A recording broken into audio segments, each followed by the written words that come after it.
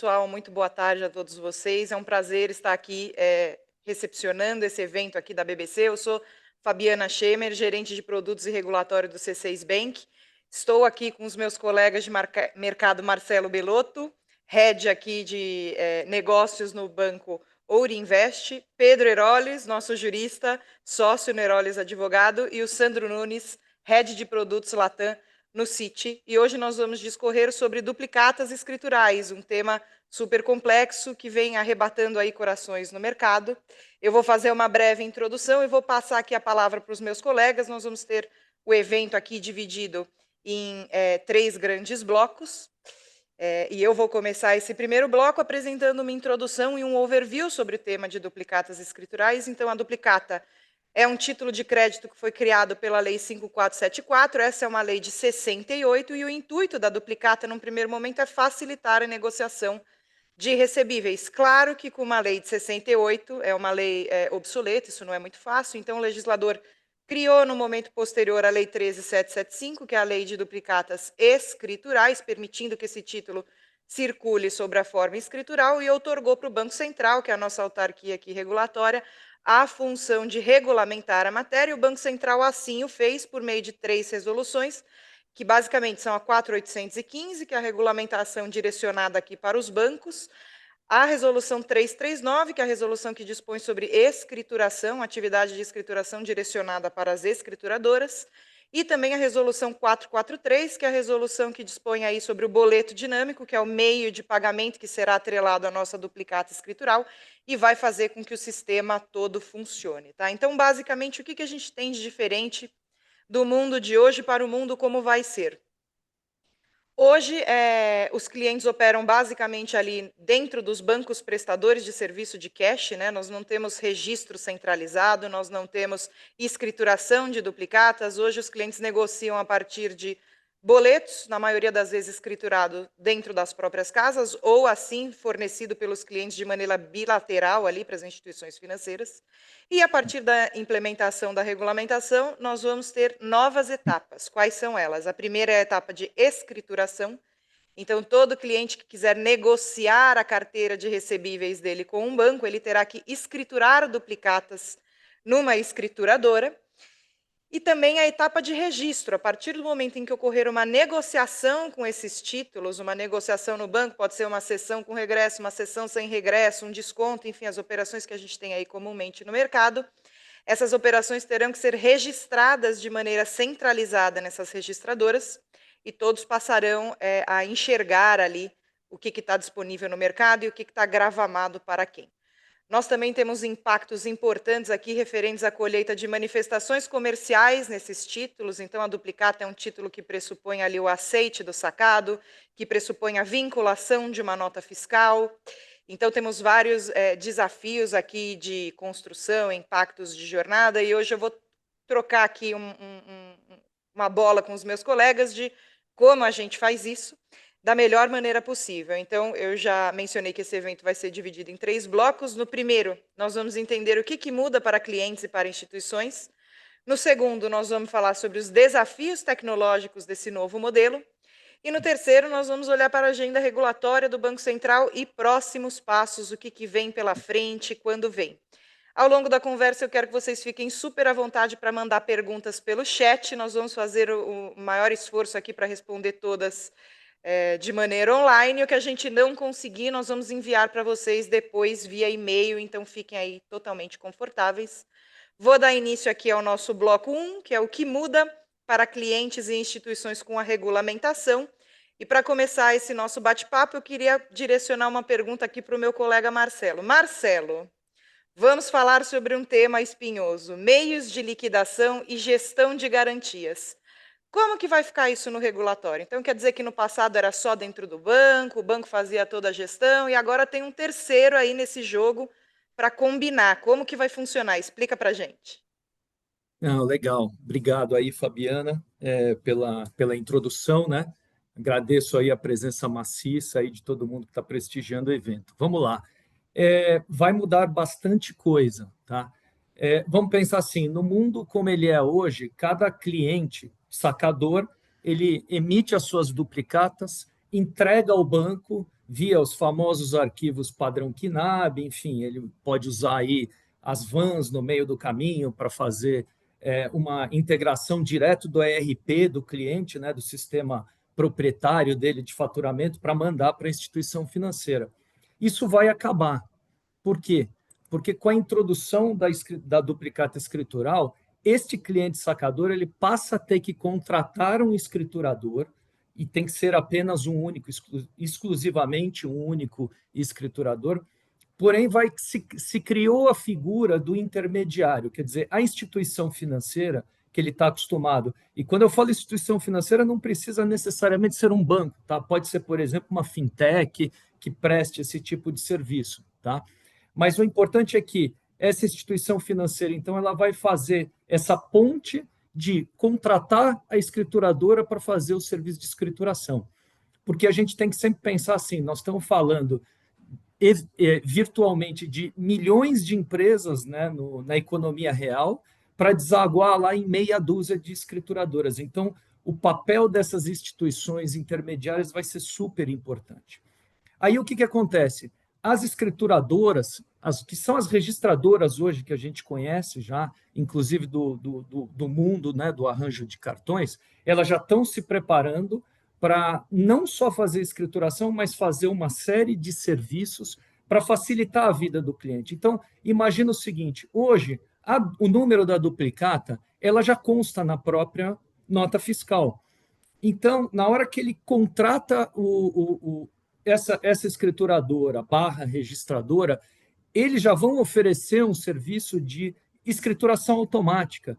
Então, o que acontece? O que significa isso? Ela vai autorizar, via esse intermediário, que vai fazer esse elo de ligação, para que essa escrituradora ela busque a informação da duplicata diretamente nos GBDs oficiais, por exemplo, no Cefaz, né, que é o órgão que reúne todas as notas fiscais. Então, se o ERP da empresa ela gera o número da duplicata lá, a empresa não vai mais ficar mandando duplicata para banco, duplicata para cá, via arquivo para cá, via arquivo para lá. Ela vai fazer uma integração única que pode ser, inclusive, feita com este intermediário para se chegar na escrituradora.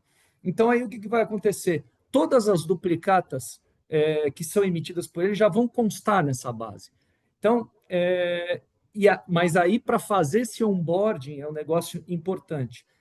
Os sacadores, os clientes sacadores, eles vão ter que enriquecer essa base com todas as informações dos sacados, que é o ponto que a Fabiana estava colocando, que tem uma etapa nessa história que é o aceite do sacado. O aceite do sacado é um negócio assim, ele já está previsto nessa norma lá de 1968, só que, infelizmente, como no Brasil tem muitas leis que não pegam, o fato é assim, o aceite ele é uma coisa obrigatória, mas não é de fato utilizado. Por quê?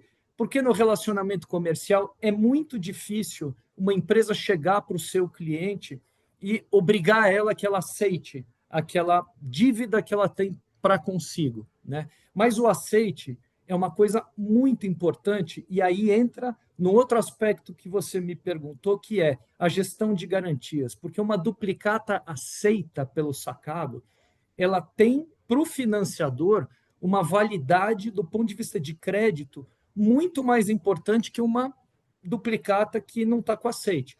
Óbvio que as instituições elas se cercam de outros elementos, né? Como pedir lá o canhoto da nota fiscal e tudo mais para saber se a mercadoria foi entregue, se o serviço foi prestado. Tá? Mas o papel, então, da escrituradora, ela vai atuar como um hub único, né? Onde vai estar lá todas as duplicatas, e aí, se ele não tiver com a escrituradora A tiver com a escrituradora B tiver com outro financiador, esse financiador, mediante uma autorização do cliente sacador, que aí a gente assemelha, a expressão que a gente usa é o opt-in, que é uma autorização, nada mais é do que uma autorização que o meu cliente, que escritura, por exemplo, em outra registradora que não é a que eu uso, ele me autoriza para eu ir lá e enxergar todo esse conjunto de duplicatas dela. Aí o que muda agora na ponta do financiador, né? o financiador não vai mais receber as duplicatas direto do cliente. Eu vou direto nessa base, e aí, conforme os meus motores internos de crédito, porque aí é um pouco diferente do recebível de cartão, aqui o que interessa muito mais é o seguinte: é o sacado, é o grau de concentração, é a liquidez das duplicatas. Então, vai acontecer de a gente poder usar os nossos motores internos. Então, eu vou ser muito mais assertivo, porque eu já vou enxergar a base inteira de duplicatas do cliente, eu vou fazer uma pesquisa daquelas duplicatas que eu quero, que os meus motores internos aceitam, né? Então, não vou ter descarte, em teoria, eu não vou ter descarte de duplicata, como hoje, por exemplo, acontece. O cliente manda, vai para o banco não aceita essa, porque concentrou sacado e por aí vai, né? Então, acho que assim, a mudança vai ser muito grande para todos, né? E para esse negócio dar certo, é lógico, todos vão ter que ter, né, sua adaptação, mas assim, eu particularmente estou bastante esperançoso aí, vejo que a duplicata escritural, ela poderá ser assim revolucionária para o mercado de crédito, assim como o Pix foi revolucionário para o mercado de meios de pagamento. Obrigada, Marcelo, aí pela sua explicação. Agora eu queria ouvir um pouquinho de você, Sandro. Tudo isso é muito bonito, mas isso começa a partir da escrituração. Explica para a gente que trem é esse? O que é uma escrituração?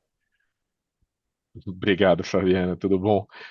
Boa tarde, pessoal. Obrigado pela participação aqui, sei lá, 240 participantes já.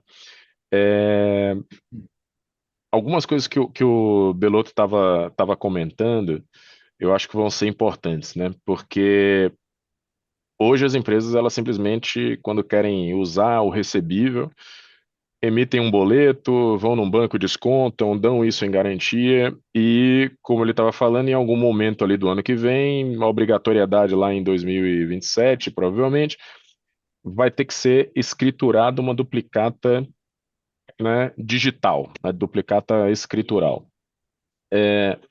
A responsabilidade por fazer isso é do emissor, do vendedor, né? Então, como o Belotto estava falando, lá na lei é bom que tem um advogado aqui para me corrigir, não me deixar mentir, né, Pedro?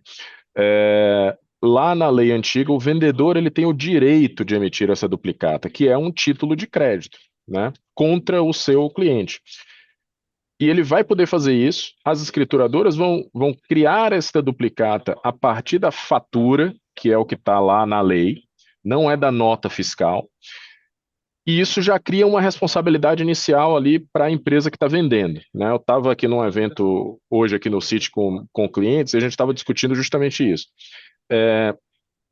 Se eu sou um sacado e eu recebo uma notificação de uma duplicata que foi criada para eu pagar, né, no futuro por um fornecedor meu, se essa duplicata ela não tem uma nota fiscal atrelada, ela tem apenas o número da fatura, vai ser muito difícil que o sacado consiga reconciliar essa duplicata com a mercadoria que ele comprou, com o serviço que ele comprou, porque apesar de na nota fiscal existir o campo de você colocar fatura vencimento, na prática a maioria das empresas não usam isso. Então não são campos obrigatórios. Então quando você vai olhar as notas fiscais de entrada de mercadoria ou de serviço é pior ainda, porque a prefeitura então nem necessariamente tem espaço para você colocar isso. Então, se a duplicata, quem está vendendo, escriturar, pedir para a escrituradora escriturar uma duplicata e ele não informar a nota fiscal para que ela já nasça com a nota fiscal atrelada, pode acontecer de o sacado eventualmente até rejeitar essa duplicata, porque ele não vai conseguir identificar, né, pelos motivos de regra lá de rejeição, você tem um dos motivos é a falta de receber, não recebi a mercadoria. Então, eu posso até ter recebido a mercadoria, recebi a nota fiscal, mas como que eu digo que essa mercadoria, essa nota fiscal que eu recebi é desta duplicata, se a duplicata não tem o número da nota e a nota fiscal não tem o número da fatura. Então, eu não consigo juntar as duas coisas. Então, a primeira responsabilidade das empresas que estão vendendo a prazo e querem usar esses recebíveis é mais do que a responsabilidade, né? Se ela quer realmente que esse recebível, que essa duplicata seja de fato útil, né?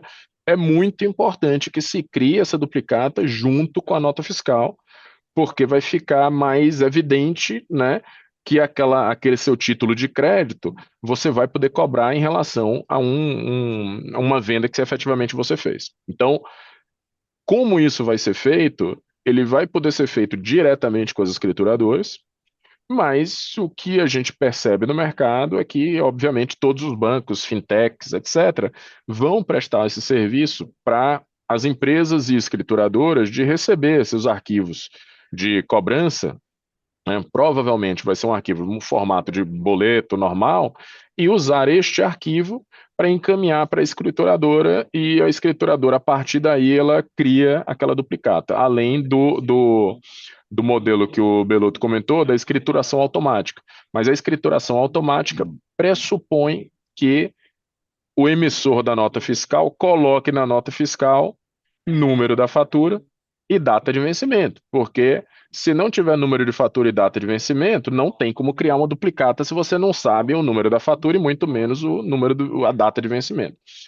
Ainda tem uma nuance aí fala-se muito, algumas escrituradoras falam muito disso, né, de escrituração automática.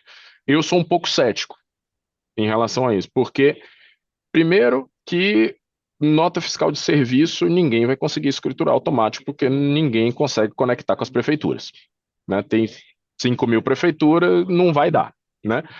E as notas fiscais de produtos e frete depende da Cefaz de cada estado de você permitir fazer esse acesso. E hoje, São Paulo, por exemplo, não tem. Então, metade do Brasil tem, metade não tem, do ponto de vista de volume, né?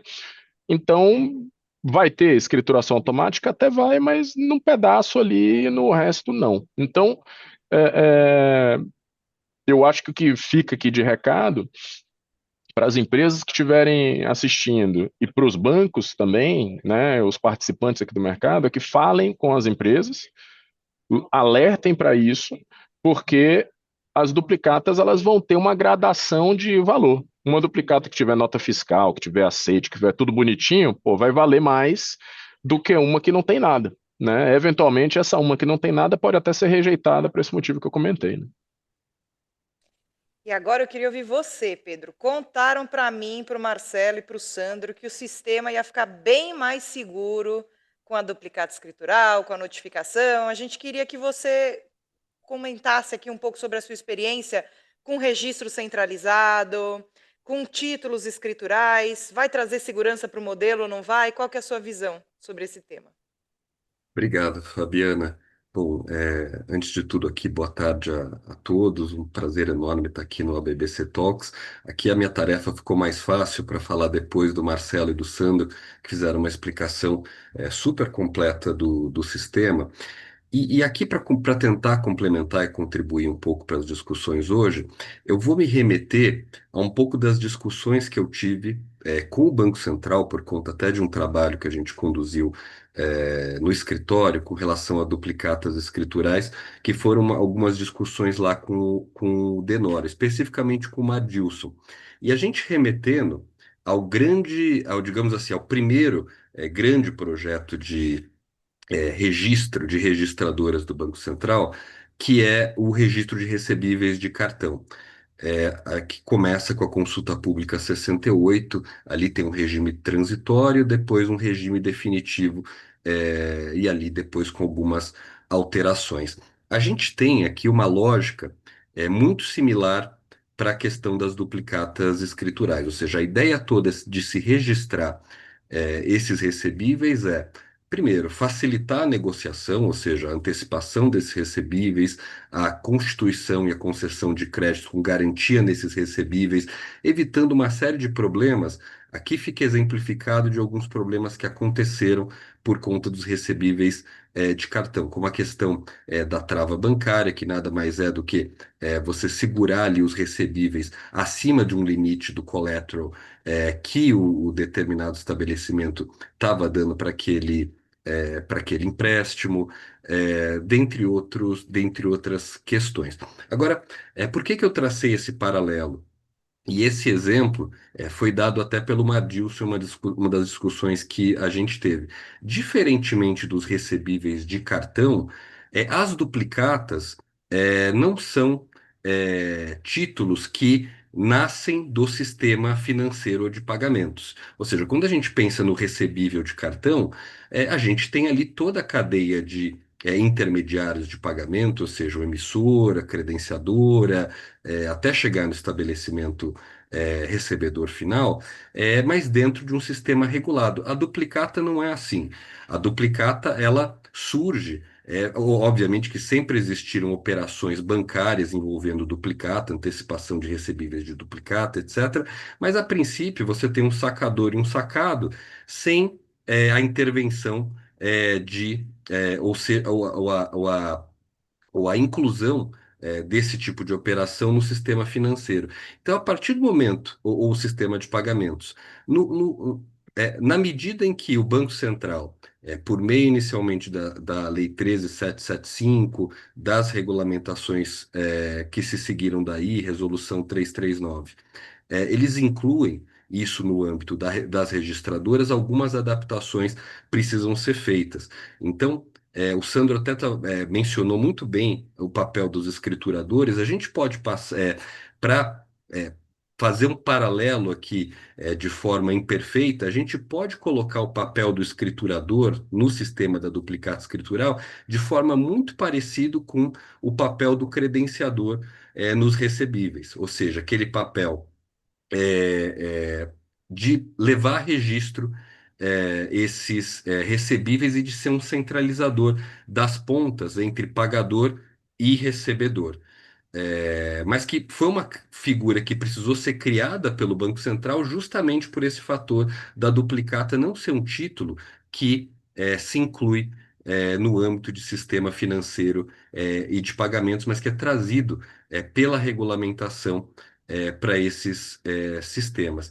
Então, toda a ideia de segurança que nós vemos no regime de recebíveis, no sentido de segurança das transações, facilitação nas negociações, é algo que se estende à lógica do sistema de duplicatas escriturais. Bom, eu vou parar por aqui, são meus comentários iniciais, depois a gente vai ter também sessão de perguntas, mas para aí a gente encerrar minha parte nesse primeiro bloco. Obrigado. Obrigada, Pedro, Marcelo, Sandro, pelos comentários. E agora, pessoal, nós vamos entrar no segundo bloco do evento, que é a parte de desafios tecnológicos, também um tema que está quente. E eu queria começar esse bloco voltando com o Sandro. Sandro, o tal do boleto dinâmico previsto na 443, a nova cobrança, como que essa solução vai se integrar a toda essa infraestrutura da duplicata que a gente vem comentando aqui? Boa, boa, Fabi. Eu vou aproveitar essa sua pergunta, e eu estou vendo que já tem algumas aqui, e eu acho que dá para linkar com umas duas perguntas que apareceram ali como que vai ser essa adaptação do sacado, né? Porque o boleto, ele nasce justamente para, esse boleto dinâmico, ele nasce justamente para facilitar o pagamento do sacado. Porque o que está na lei? O sacado agora. Outro dia, o Pedro falou do Mardilson, estava no outro evento da BBC lá que a gente fez lá no Banco Central, estava conversando com o Mardilson, com o Ricardo, e o Ricardo trouxe um insight que eu achei muito interessante. Ele disse que, no tempo, as empresas vão se adaptar a deixar de pagar alguém para pagar alguma coisa, né? Então, na prática, o que a duplicata obriga os sacados é exatamente isso. Antes você pagava o seu fornecedor. No momento que você paga o fornecedor a prazo, você negocia uma compra a prazo e o fornecedor vai emitir uma duplicata, você passa a ser obrigado a pagar ao titular da duplicata, né? Você tem que pagar a duplicata e não necessariamente o fornecedor que foi o emissor original dessa duplicata. Isso vai, obviamente, criar um problema para os sacados, né? Porque as empresas, né, estão acostumadas ali a cadastrar o fornecedor no seu sistema e tal. Então agora ele vai ter que ir lá na escrituradora, ver quem é o dono da duplicata lá no dia do vencimento, porque também não adianta eu olhar hoje, né? Se ela vence daqui a 90 dias, ela pode mudar de mãos daqui até lá. Então não adianta eu olhar hoje, a duplicata é da Fabi, vou agendar o pagamento para a Fabi, mas ela vendeu para o Pedro, depois o Pedro vendeu para o Belotro, né? Estou na roça, vou pagar errado e os advogados têm o ditado, né? Quem paga errado paga duas vezes. Então, sabendo deste problema, né? Não exatamente desse problema, mas dessa situação que está na lei, né? Não é nem causada pelo Banco Central, o Banco Central buscou uma forma de facilitar esse pagamento para os sacados. Então, a primeira dela é justamente o boleto dinâmico. É um boleto adaptado, é o boleto que todo mundo conhece, mas que ele vai passar a ser vinculado à duplicata. Então, quando o pagador, né, o sacado, ele pagar aquele boleto, o mesmo boleto desde o começo, o dinheiro não vai mais para o emissor do boleto, ele vai para o último dono da duplicata lá no dia do pagamento. Vai para quem for o pagador, o dono da duplicata no dia que você pagou o boleto. E isso vai ser feito de forma transparente para quem está pagando aquele boleto. Previsão é que vai ficar pronto, as últimas estimativas aí que eu ouvi é final de 26. Então ainda vai um tempinho. E existe discussão no Banco Central de você criar um Pix dinâmico, mas esse não tem nem prazo, né? Está ainda no campo ali das discussões. Mas basicamente o boleto dinâmico é isso. Ele não resolve todos os problemas, tá? Porque, como todo mundo que está aqui sabe, deve ter grandes empresas aqui participando, tem bancos, tem muita empresa que não paga boleto, né? E não paga boleto não é só porque não quer boleto de factoring, é porque tem algum nível de fragilidade ali. Se você não tem certeza que aquele boleto é o correto, você pode estar pagando um código de barra adulterado e aí o dinheiro vai para o lugar errado. Então, o boleto é uma ferramenta excepcional, mas, como tudo, né, não é perfeita, né? Não existe nada totalmente à prova de bala. Então, tem empresas que não pagam boleto, não tem sistema adaptado para pagar boleto e não vai resolver. Para empresas médias, para pessoa física, eu acho que vai ser a solução. Mas ainda tem uma parte aí que vai ter que se adaptar. Obrigada, Sandro. E agora, Marcelo Belotto, voltamos para você. Como que vai ficar a transição para o novo modelo? Não, vamos lá. Não, esse é um assunto que está bastante quente aí nas últimas semanas. O Banco Central ele buscou aí associações e a BBC foi uma delas, justamente para discutir aí esse chamado tombamento, tá? Porque qual que é a questão? Nós temos um mundo hoje de registro de duplicatas, de garantias, que já estão sendo feitas nas registradoras, que a gente conhece.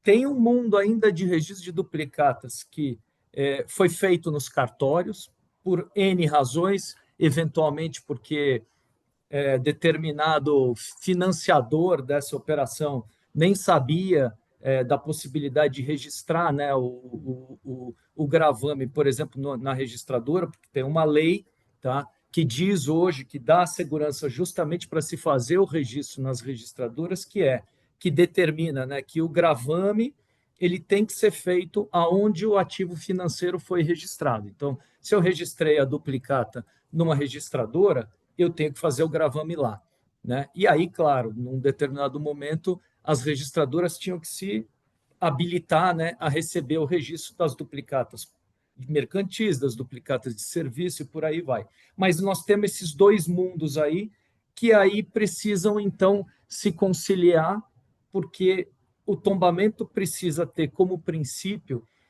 se respeitar o critério da anterioridade do contrato de garantia que foi feito. Independentemente desse contrato de garantia ter sido feito numa registradora ou até ter sido feito num cartório. Tá? Então, quando o Banco Central procurou, como eu falei, as associações, fez essa provocação para, justamente assim, no modelo de uma consulta pública informal, né, ele buscar pontos de, né, junto a essas diversas associações. Então, o que acontece? Nós vamos ter aí basicamente duas datas-chave, né? A primeira data-chave é a escrituradora levantar a mão e declarar que ela está pronta, que é a declaração de prontidão, né? Então, ela tem que comunicar isso ao mercado, né? E uma vez que ela se declara que ela está pronta, aí o que, que acontece?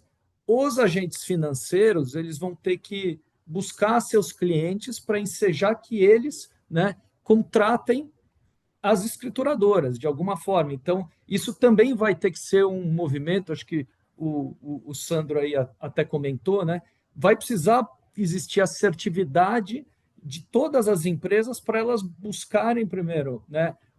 O onboarding delas, né, a contratação dessas escrituradoras. Porque aí o que, que acontece? Uma vez que você tem a declaração de prontidão, você tem o sacador tendo contratado uma registradora, aí o que, que acontece? Os financiadores eles vão ter que, na medida da necessidade, informar ou não, porque também as registradoras elas têm as informações daqueles contratos que foram registrados anteriormente lá, dos contratos de garantia, para aí ela estabelecer o quê? O grau de anterioridade. Então, aquele cara que registrou o contrato antes, em teoria, né, ele deveria ter anterioridade em relação aos demais. Tá? Então, isso é um ponto que está sob análise do Banco Central, ele deve se pronunciar relativamente rápido aí com uma nova norma, talvez até uma alteração da 339 aí, que é a, né, é a norma principal aí que rege, né, a duplicata escritural. Então nós estamos aguardando com bastante ansiedade, né?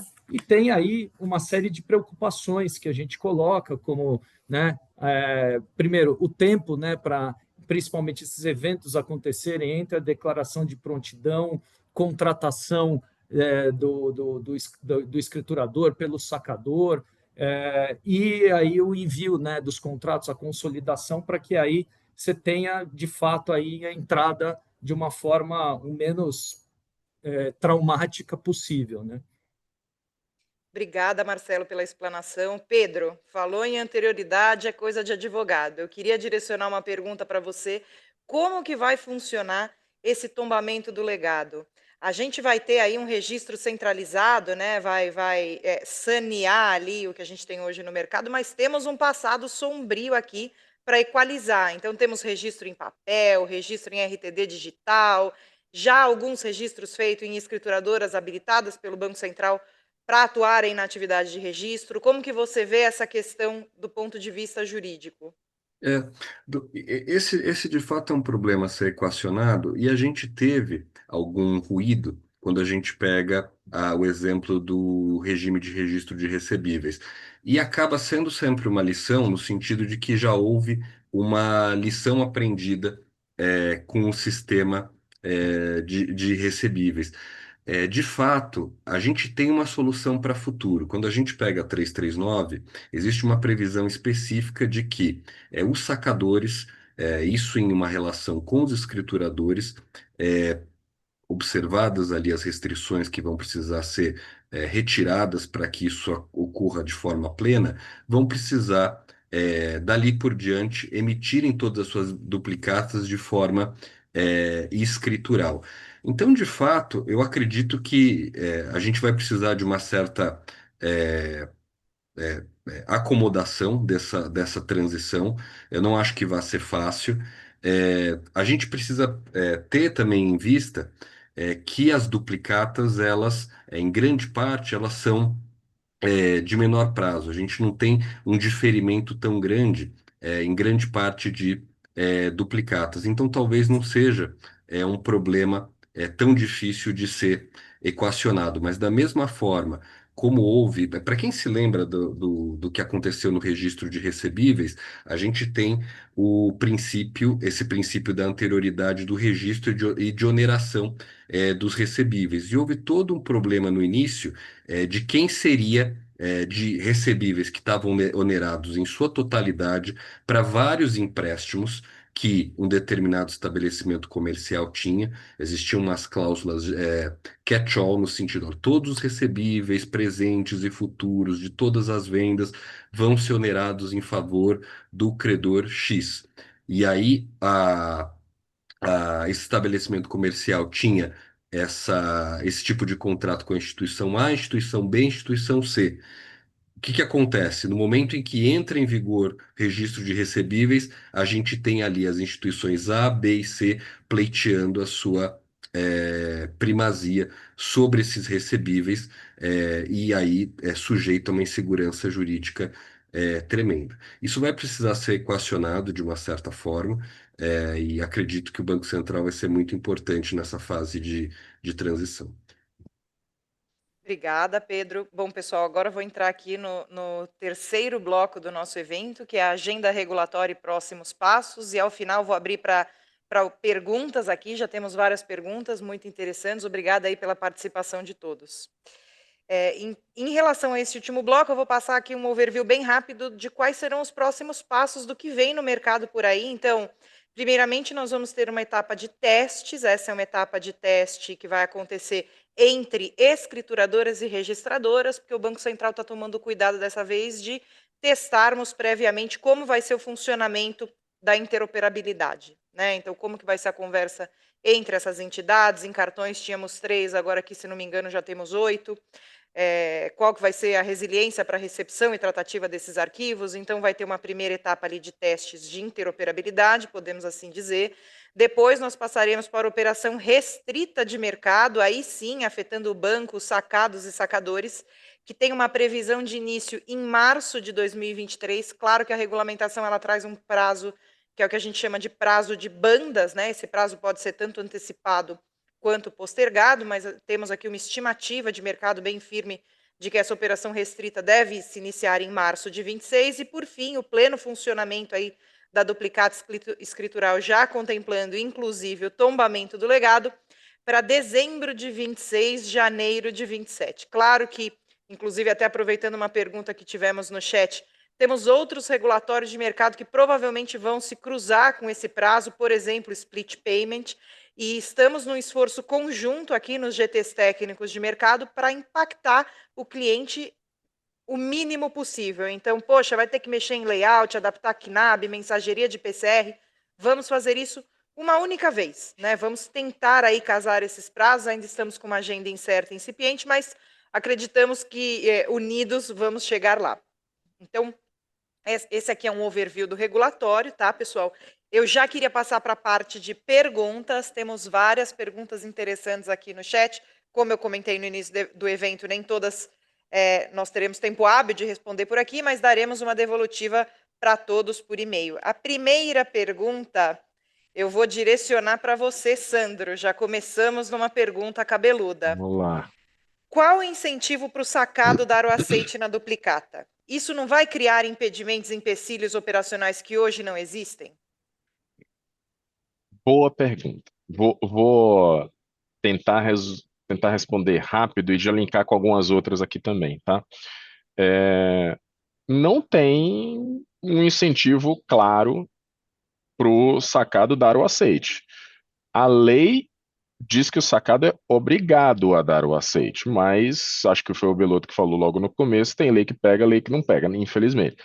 Então, não tem exatamente uma punição para o sacado se ele não der o aceite, mas existe previsão de o sacado pode ser protestado por falta de aceite. É extremamente incomum, principalmente hoje em dia, né? Então, assim, nunca ouvi falar de um caso de um fornecedor que protestou o sacado por falta de aceite. Mas, em tese, né, existe a chance disso acontecer. Na prática, eu acho que não vai ter esse incentivo, né? O incentivo do sacado vai ser muito mais de evitar problemas. E aí é muito mais do lado da rejeição das duplicatas fraudulentas, emitidas erradas, etc., do que de dar o aceite naquelas que estão corretas, né? Talvez no tempo exista uma expectativa de que as empresas comecem a se adaptar nesse processo e comecem a fazer isso, né? Teve uma pergunta aqui relacionada, acho que falando do boleto, falando, pô, mas não é um retrocesso, né? Porque as empresas, exatamente o que eu comentei, as empresas nos seus ERPs, principalmente as grandes empresas, médias, grandes, não permitem pagamento a um terceiro que não é o fornecedor. Então, o Marcelo é fornecedor da minha empresa, eu cadastro o Marcelo e a conta do Marcelo. eu não consigo pagar o Pedro, eu só consigo pagar o Marcelo justamente por questões de segurança interna, etc. E às vezes também não permite pagar boleto também pelos mesmos motivos. Eu já tive essa discussão com o Banco Central lá no comecinho, mas a lei tem prevalência, né? Então, assim, a lei diz que o sacado tem que pagar ao dono da duplicata. Então, as empresas vão ter que se adaptar, né, a identificar quem é o titular da duplicata e vão ter que pagar esse titular. Não vai ter muito jeito, tá?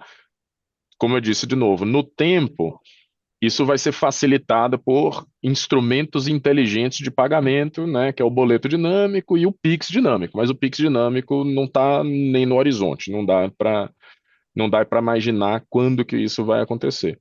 Mas talvez aconteçam incentivos indiretos, né, para os sacados de, pô, se o sacado conseguir se esforçar e tal, e dar um aceite na duplicata, às vezes o fornecedor vai dar um desconto para ele, vai dar um preço menor, vai criar uma condição melhor. Isso a gente não sabe como que vai acontecer. Tem discussões de talvez ter algum tipo de crédito tributário. Então, em outros países que têm um sistema parecido com esse do Brasil, o aceite gera um crédito tributário. Então, acho que é no Chile, se o incentivo do sacado para dar o aceite e facilitar a vida do fornecedor é um crédito tributário. E aí teve uma outra pergunta ali, como é que liga com split payment e tal. Tem alguma coisa relacionada com isso. No split também tem, né? Se o sacado paga, tem uma previsão lá de se ele paga via split payment, ele vai se beneficiar desse crédito. Se ele não quer pagar via split, ele não vai tomar esse crédito. E aí pode ter algum tipo de vínculo com o mundo duplicata lá na frente, mas esse é um problema mais cabeludo ainda do que o da duplicata. Sandro, eu posso fazer um comentário aqui, se você me Claro, permite? É bastante importante lembrar que, obviamente, que o aceite, sem razões ali, sem motivos devidos, ele sujeita a duplicata a protesto. É bem importante, lembrar você fala disso. a rejeição, você quer dizer, né? A rejeição do aceite. Então, ela Isso. sujeita a protesto com todas as consequências aí para o devedor. Então, ele não é um fato, Não, inócuo do ponto de vista jurídico. exato, bom ponto. É que eu estava falando que deixar de dar o aceite, mas Isso. não simplesmente Uhum, não uhum. se abster de manifestar, teoricamente pode ter essa consequência, porque eu Sem posso razão, protestar né? por falta Uhum. de aceite. E pior, eu já ouvi gente falando para as empresas, não, rejeita tudo para você não ter o problema. É potencialmente pior, porque você só pode rejeitar pelos motivos previstos na lei. Eu não posso rejeitar uma duplicata só porque eu não quero que o cara desconte. Eu não posso rejeitar uma duplicata porque eu não quero ter o trabalho de pagar o terceiro. Se fizer isso, além de ter que pagar a duplicata, porque ela não vai ser cancelada, você pode ter ainda outro tipo de consequência, de processos, etc. Então, E na realidade, tem um fator comercial nessa questão do aceite, que é assim, quem vende para alguém não quer incomodar o seu cliente para ir lá e fazer com que ele dê o aceite no título, justamente para facilitar a vida dele, para que ele possa obter crédito, ele possa negociar aquilo. E esse ponto que você pegou, Sandro, do Chile, é super importante. Eu particularmente tive uma experiência lá também de olhar um produto lá, o mercado chileno, até diferente do, ele é bem mais avançado nessa questão dos recebíveis lá. Inclusive existe uma bolsa que negocia recebíveis do mercado interno, tá? É, por que lá é melhor? Porque lá o que acontece? O aceite ele é tácito a partir de um determinado prazo. Se eu não me 20 engano, dias. são só 7 dias, gente. Não, E acho que se lá são você pegar 20. É. O Chile é uma espinha dorsal da América do Sul, né? Então, assim, o que pode eventualmente acontecer, até pelos pontos que a gente está falando aqui, né? Do fato de não pegar, a questão comercial, dificuldades operacionais e tudo vai. Ainda que exista a lei a lei de 1968 já previa isso, né? Mas eventualmente o que pode acontecer é assim, a 13775 ela ter que voltar lá para o Congresso para de alguma forma se prever esse aceite tácito a partir de um determinado período. E aí, claro, com toda. Aí você joga a obrigação, então, para o sacado se manifestar. Não, não aceito porque a mercadoria não veio, porque a mercadoria veio avariada, que já são as opções que estão lá na lei. Então, pode ser que isso aconteça, tá? Pode Mas, ser na que isso verdade, Beloto, essa discussão boa, eu tenho tido bastante essa discussão aqui, e com advogados também, porque na verdade, assim, não existe a figura do aceite tácito, mas ele na prática já existe, porque a obrigação é dar o aceite, você tem o direito de rejeitar. Então, se você não rejeitar, vai estar implícito que você aceitou. Então, hoje como é que as empresas fazem? Por isso que todo mundo pega o canhoto da entrega da mercadoria, porque tem sim, lá na lei de protesto que se você não tiver a duplicata, mas tiver o canhoto de entrega sem nenhum comentário dizendo que entregou a menos, etc e tal, você junta aquilo com a sua cobrança e isso equivale à duplicata, porque como na lei da duplicata você tem que dar o aceite, você só pode dar o aceite se não recebeu a mercadoria. Se você recebeu a mercadoria, você aceitou a dívida, né? Então, certo? não é preto no branco que vai ter o tácito ali depois dos 10 dias aqui no Brasil. Mas eu acho que aí para as empresas é bom se preocupar e observar, porque uma coisa é tentar baixar um protesto hoje de um boleto que você consegue avisar e dizer que, ó, nunca comprei, tal, etc. Sim. Amanhã vai ser uma duplicata, um título de crédito efetivamente criado e vai ser um pouco mais difícil ou trabalhoso, né? E aqui fazer um comentário, até em linha com o que o Sandro comentou. A gente já tem jurisprudência nesse sentido, viu, Sandro? Apesar de não ter o aceite tácito previsto ali na lei, a ideia toda de que você cria uma Exato, expectativa de direito e a ideia de isso previsto no código, nosso Código Civil, de que o silêncio importa a anuência, dependendo da circunstância do caso, e usam também o exato, princípio da boa-fé objetiva, etc., que você teria ali o aceite caso tenha uma demora exato. sem manifestação e sem você dar as razões suficientes pela qual você não se manifestou, né?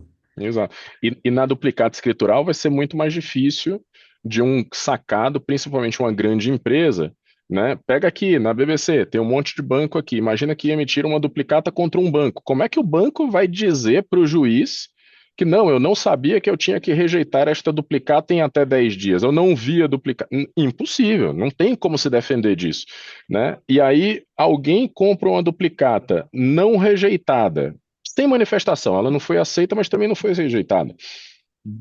E aí, lá no vencimento, o sacado não quer pagar, quem comprou essa duplicata de boa fé, pô, eu comprei a duplicata, eventualmente tem até uma nota fiscal lá, não foi rejeitada. Pô, como é que eu vou saber que o sacado não queria pagar se ele não rejeitou, né? A obrigação dele é rejeitar, não é a minha de descobrir, né?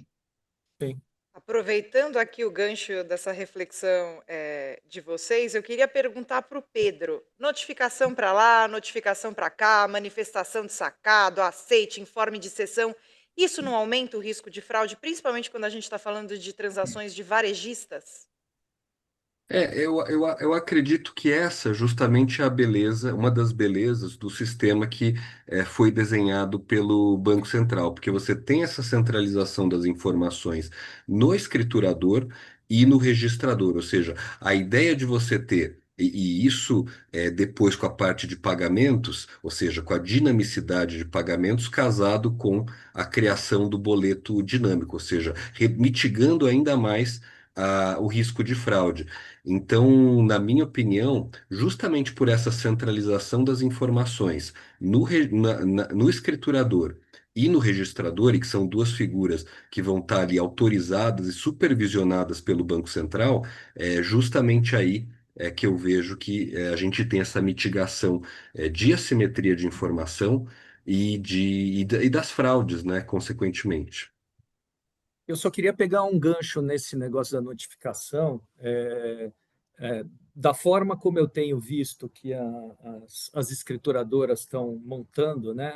Na medida que o sacado ele vai ter que ser cadastrado pelo sacador para que eventualmente dê o aceite ou não, por tudo que a gente falou aqui, mas no momento que houver a negociação dos títulos e seja uma antecipação que o título foi cedido, se transferiu a titularidade da duplicata, ou mesmo porque ela tenha sido dada em garantia, então um gravame, o sacado ele vai ser notificado desse ato. E aí nós estamos falando de uma outra questão, que é o artigo 290 lá do Código Civil, da notificação da cessão para o sacado, né? Que ele precisa ter ciência. Então, eu acho que outro grande mérito aqui desse arranjo, né, desse ecossistema, seria, né, justamente você ter um ambiente centralizado de notificação, porque hoje você faz a notificação de N forma, pode ser até notificação via boleto, que você coloca lá, sei lá, 2, 3 linhas, né, que o título foi cedido, não sei o quê. E, lógico, todo mundo, os financiadores aqui que estão aqui em peso, aqui, por exemplo, né, eles têm toda a preocupação de que amanhã, se eu precisar executar, eu tenho que ter uma segurança de que o sacado me reconheceu como o legítimo novo credor, né? Então, acho que o ambiente aqui também que está sendo criado, né, ele vai ajudar a unificar, né, a notificação para que seja, então, você tenha lá uma trilha de auditoria, né, e aí até em juízo você possa buscar, né, através dessa trilha de auditoria, uma evidência de que o sacado ele foi notificado e tomou ciência disso. Ele até pegando, a notificação ela passa a ser nativa do título, né? Então, assim, não vai ter como você dizer que não foi notificado, e pior ainda, já tem na lei dizendo que você, sacado, sabendo da existência da duplicata, é você que tem que ir lá na escrituradora, né? Óbvio que os bancos vão facilitar, etc., mas a obrigação é do sacado ir na escrituradora, ver quem é o titular daquela duplicata e pagar a duplicata para o titular. Nem fala se você foi notificado, se você não foi notificado. Lógico que isso vai estar tudo lá, nessa trilha de comunicação aí, das notificações de todos os eventos cambiários, né, da duplicata, mas ao final do dia o sacado tem a obrigação de pagar ao legítimo titular daquela duplicata. Teve até uma pergunta aqui que falaram de, mas se o fornecedor, né, o emissor da duplicata falar, eu quero pagar em boleto, eu vou ser obrigado a pagar o boleto, ou isso, ou aquilo. Na verdade, a lei permite ao sacado pagar da forma que ele quiser dentro do sistema de pagamentos brasileiro. Então, mesmo que tenha um boleto atrelado àquela duplicata, eu posso pagar com Pix se eu só quero pagar Pix. Só que você tem que pagar para o cara certo, né? Você pode pagar do jeito que você quiser, desde que você pague para o titular da duplicata, né? Temos 5 minutinhos aqui para uma última pergunta. Eu queria ouvir o Belotto, o Pedro e o Sandro, se tivermos tempo, sobre gestão de garantia, Belotto. Então, como que vai funcionar o acompanhamento do valor da operação de crédito versus garantia? Então, hoje vou ter uma operação de 1 milhão, vou mandar um gravame de 100% da registradora, não temos o recálculo automático como em cartões, mas temos o serviço de extensão automática do contrato. Queria ouvir de você, Marcelo, como você entende que isso vai funcionar, e de você, Pedro, na garantia de duplicata, sempre tivemos aquela polêmica de ter que descrever os títulos no anexo, depois queria primeiro ouvir aí a questão produto do Marcelo e depois a questão jurídica aí de atualização desses dados do Pedro, por favor. Não, tá bom. Não, essa parte de gestão de garantias é super importante. Eu acho que ela vai também ser positivamente impactada, porque acho que a gente até comentou um pouco, o financiador ele vai entrar dentro da sua escrituradora, numa base única, entendo opt-in, ele vai poder escolher as duplicatas conforme os seus motores internos. Inclusive, as registradoras, as escrituradoras, elas também vão oferecer seus serviços de motores, que aí eu vou poder parametrizar as condições que eu quero, de grau de concentração, índice de liquidez, né?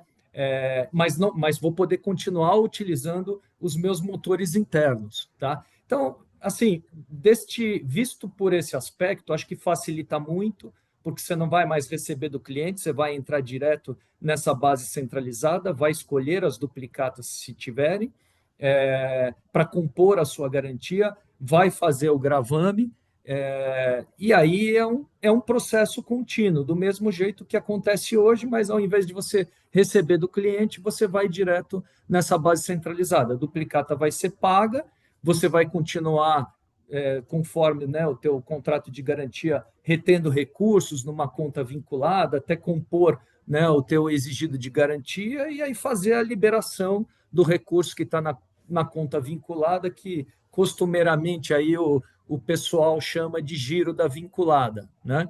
Mas eu acho que, do ponto de vista assim da gestão aí de garantias, só tende a facilitar, não deverá mudar grandes coisas.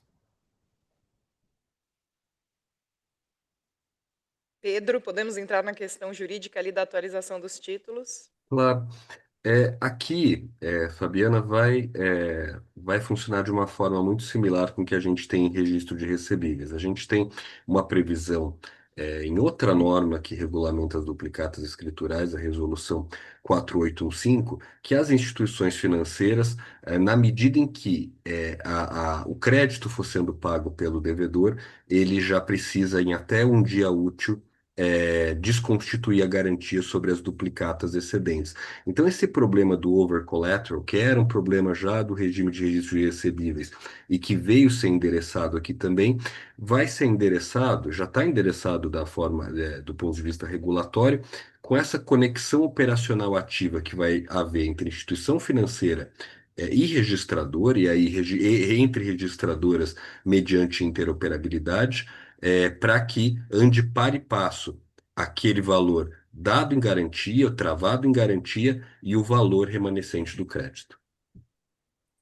Obrigada, Pedro. Bom, pessoal, já vamos aqui para o encerramento do nosso ABBC Talks. Queria agradecer o Marcelo Belotto, Pedro Heroles, Sandro Nunes, a presença e participação de todos que interagiram. Essa é uma agenda evolutiva, nós vamos trazer mais conversas nessa linha aqui para vocês. Agradecemos a presença de todos, muito obrigada e até o próximo ABBC Talks, pessoal.